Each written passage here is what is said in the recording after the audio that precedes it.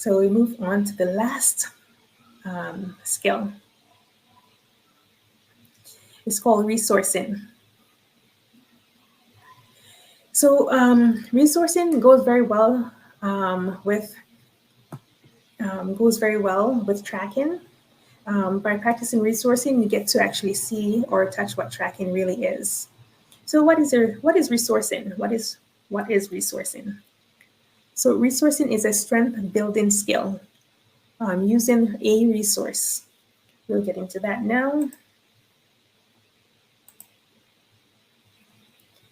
So what is a resource? So a resource is a person, a place, a thing, a memory, or part of yourself.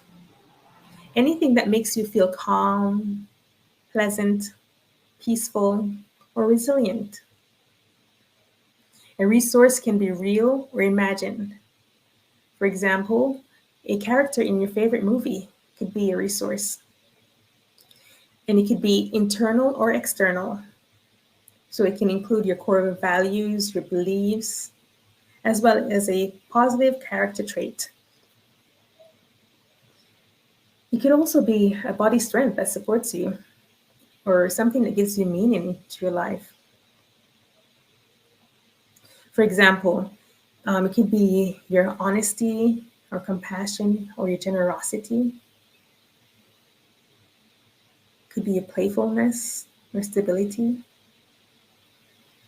So resources are unique to each person, and a person can have many resources. So we get into the practicing of resourcing soon, so I'll be calling on Stan, and after this slide, I'll call back on Stan. So earlier we talked about sensory language. So developing a sensory language can be interesting as well as challenging. It certainly was for me. When I started out with the community resiliency model, sensory language, that was like a foreign language for me. And I felt as if I was in kindergarten learning sensory language. And then I moved eventually to grade 1, and slowly, over time, it's been 2 years now since I have been practicing these skills. So this slide shows a few sensory words that can use to describe sensations, such as scratchy, or pounding, or vibrating, or tingling, or burning. So sensations can be pleasant, unpleasant, or neutral.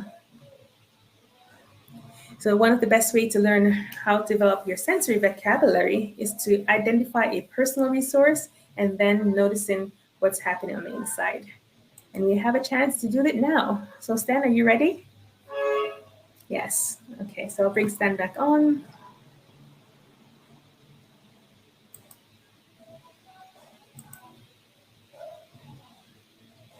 So welcome back, Stan.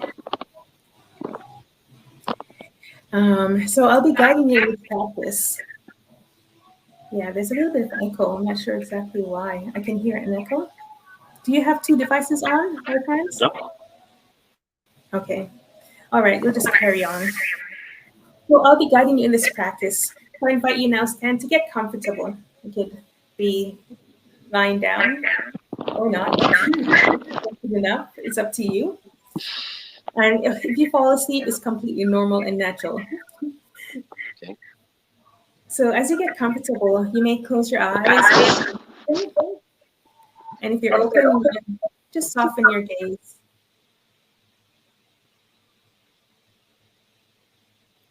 And as you get comfortable, just want to invite you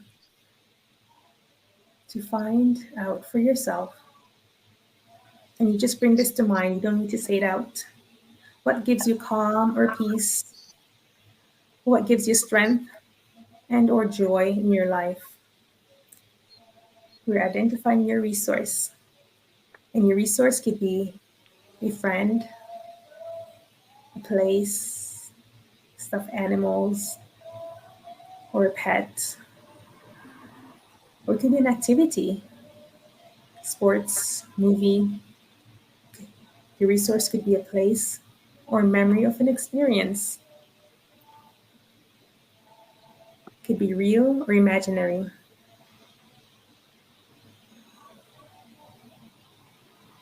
Have you found your resource? Yes. Okay. Would you like to share out what your resource is or not? That's I usually take pleasure in as you mentioned, like movies, quiet movies. At I usually like late at night when I'm cooling down. I usually wind down with a movie or better yet with the kids. wonderful. So, as you bring your resource to mind, I'm inviting you now to just to go back to that place of identifying your resource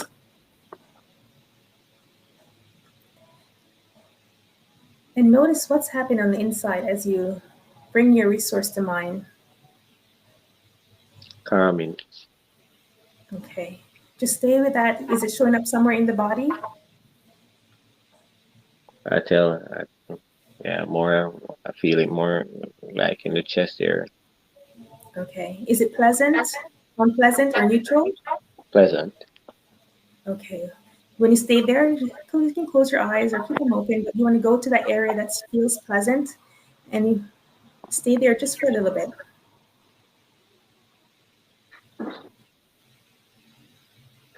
Take it in, almost like eating ice cream.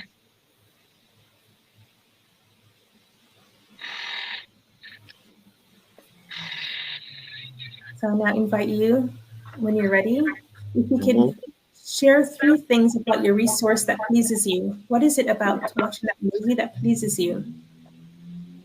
Well, as I said before, as I said, it helps calm me. One, two, feel a sense of being. I feel awareness around me, and three, I'd say, it gives me in the calming state to give me time to think and project like what my next move would be. Okay, so wonderful. So we go back into the state of what's happening as you describe these things as um, you know, talk about the things that bring you pleasure about this resource. Just notice what's happening in your body. Well, I can't really tell if it's a tingle or a tremble, but I have a vibrating effect. Mm. Some vibrating effect. Whereabout is it? It's like I don't know. It's more in my hands. Okay. And is it pleasant, unpleasant, No, neutral? it's pleasant. It's pleasant. Okay. You want to stay with that for a little bit? Okay. Taking your time just to stay with it. Feeling a little nervous. Okay. And while the nervous feeling comes, we're going to go right back to the thing that is pleasant. So you can allow the nervous feeling to be there, but we're going to just redirect to that pleasant sensation that's still there. Is it still there? Yeah. Okay, wonderful. Just a few more moments.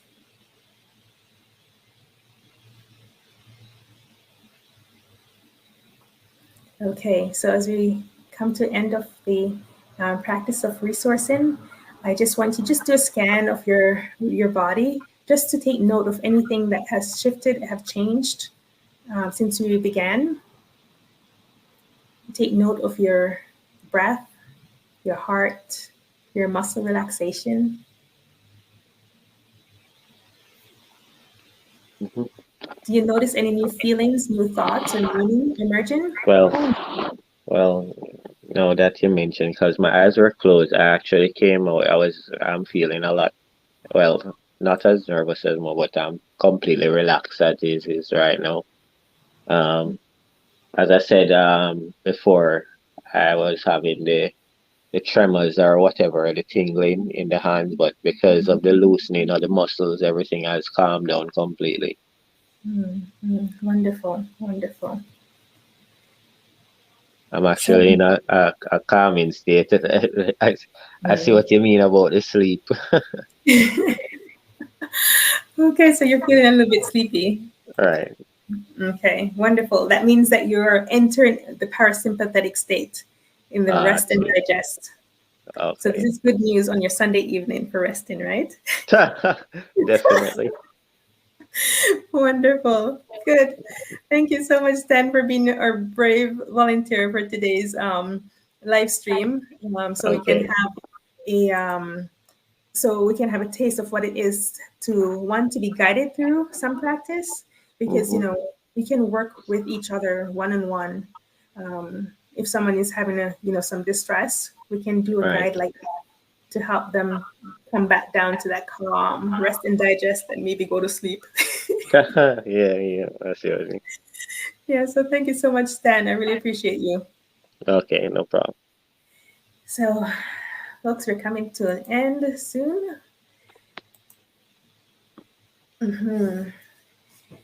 So, I feel such appreciation for community. You know, the more I lean into communities, the more appreciation I have for what we each bring, our gifts and our talents. Anyways, so to wrap up, I just want to share, you know, what does all of this have to do with your life? Mhm.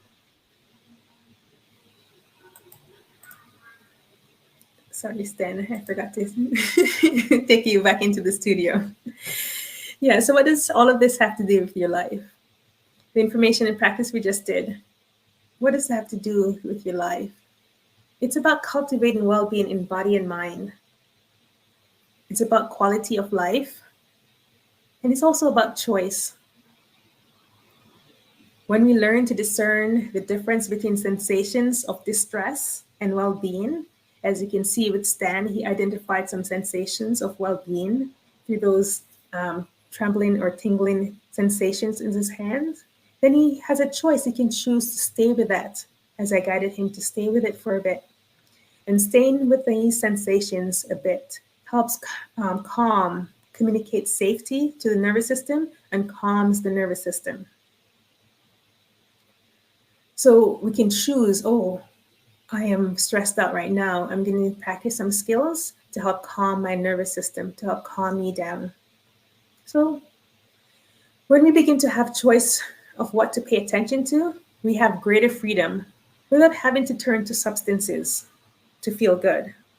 Because we heard Stan says his experience of those sensations were pleasant. And when the brain can take in pleasant sensations, it doesn't have a need to go to another crutch, another thing. So I hope you received something from today's sharing, um, and I have one or two more. Hold on a second. Yeah, no. So I just have an imagination exercise for you. Just for a moment, I'm going to invite you to imagine someone saying something to you that normally is activating, that normally sends you in the high of the resilient zone. Your habit maybe is to quarrel or to fight. But just imagine that instead of that habit arising to respond in that way, now you start to notice and get curious about anger arising, curious about where is it in the body and what is it, and getting curious and sensing into it. And when the mind is preoccupied with that, that's cultivating freedom. So imagine that that freedom is yours. No one can take that away from you. With diligent practice of rewiring your neural pathways, this is possible. And you don't have to wait 10 years. The practice builds on itself. So you can think of it as a bank account. Each time you practice, you make a deposit. And over time, our freedom becomes bigger. So thank you again for coming along and learning about, you know, stressless and how to cultivate it at the root by learning about the brain.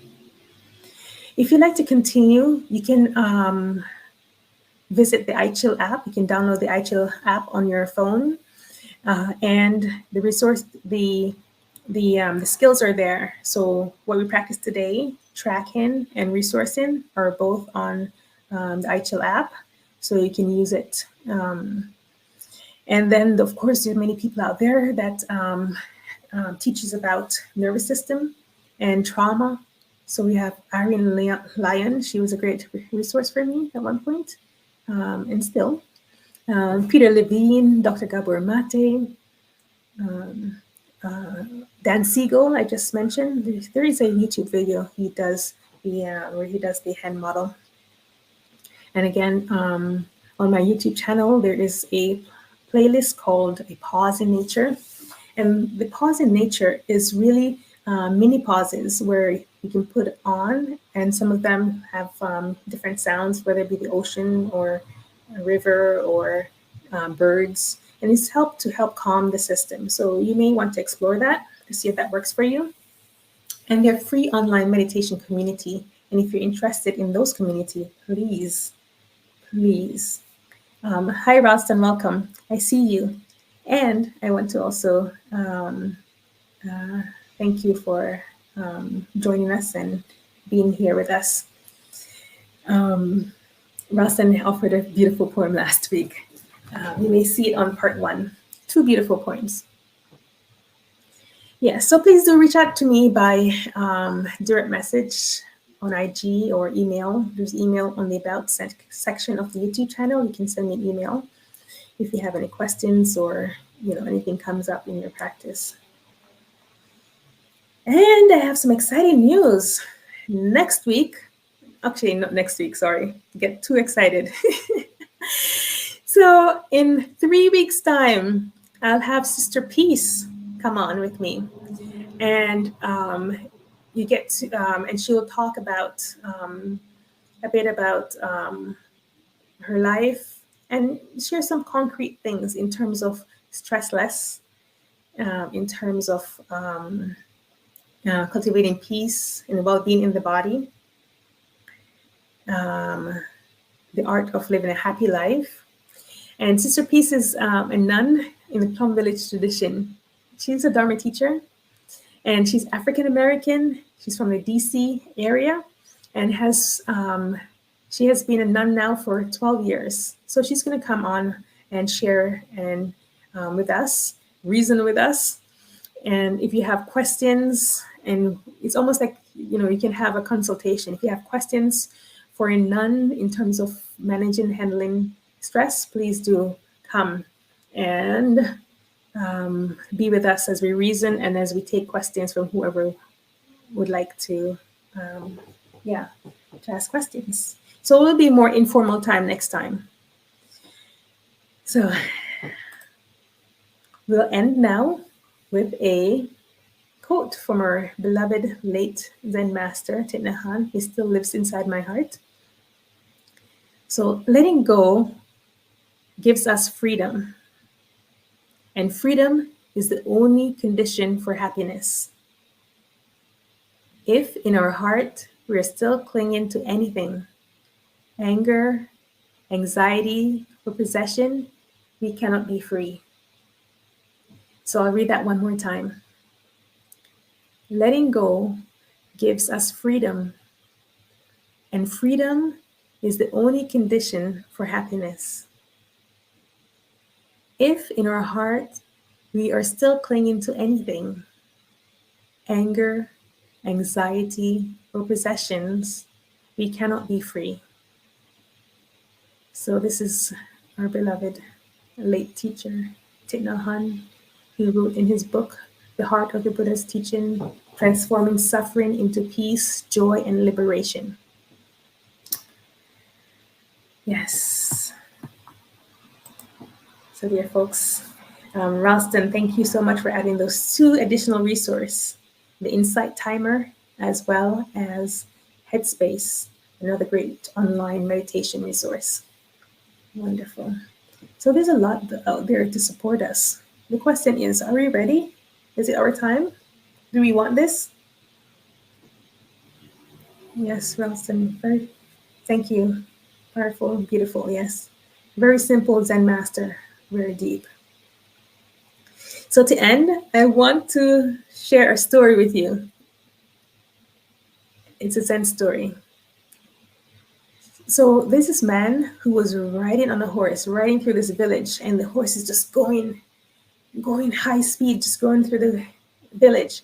And a passerby watching this horse come in, say, "Hey, hey, hey," to the man on the horse.